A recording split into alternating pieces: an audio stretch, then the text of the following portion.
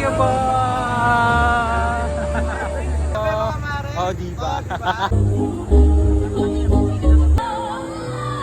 Gayway ang pambansang Batawan habang pinalasap sa hangin ang himig ng Marcha National Pilipinas. Sa Batawan ng Pilipinas. Grabe mga mare, today is Friday at wala nga tayong pasok ngayon.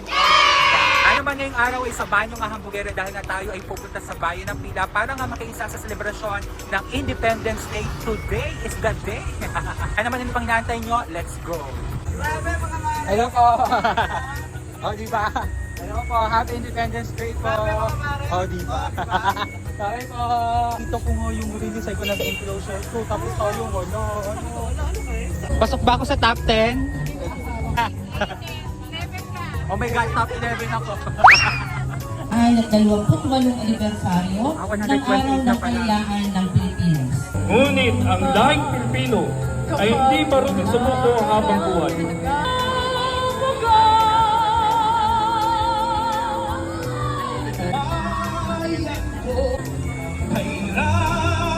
Sabi ni Dr. Serasa ng kanyang talino sa isang maliit at tahimik na silid sa Hong Kong na hindi napagod sa pag-ikot ng karayo. Ngayong hapon, June 12, 1898, sa Gayway ang pambansang Batawan habang pinalasap sa hangin ang himig ng Marcha National Pilipinas.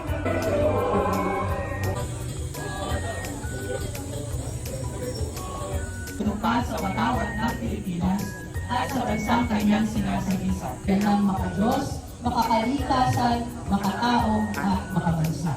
Pogi-pogi naman ang tambok ng pisngi Gre. Ano mong Carol? O, yari kayo. Sumabi niya sa dito. Mag-aaral na nandito sa mga Boy Scouts. Palang araw po sa ating lahat. Pagdiriwang na itundaan 28 taon ng kalayahan ng Pilipinas. Ang aton uwi, Marilides Alarma. Ang araw na ito ay makasaysayang araw para sa ating lahat. Bye po! Hello! Hello po!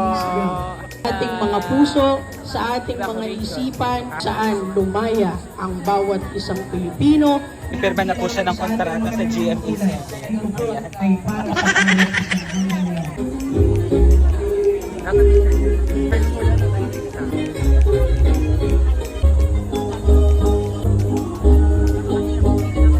Wow! So, buhatin mo na. Buhatin mo na. Hindi atin niya, joke lang.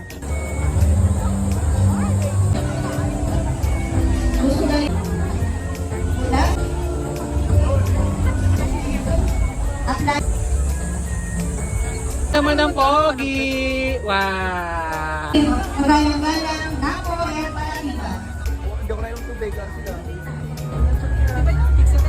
Ang Barangay Santa Clara Norte. Wow! Nagbabasa! Wow! Sige, ano yan? Oh, nagbabasa! Wow! Ang galing! Tawag na kayo! Morning po! Yes, hello po! Thank you po! Hello po! Teka, nagkalimut yung barilan. Yan ang aming order, number 24. Table number 24. Wow. So ito. That's it. Crispy chicken sandwich.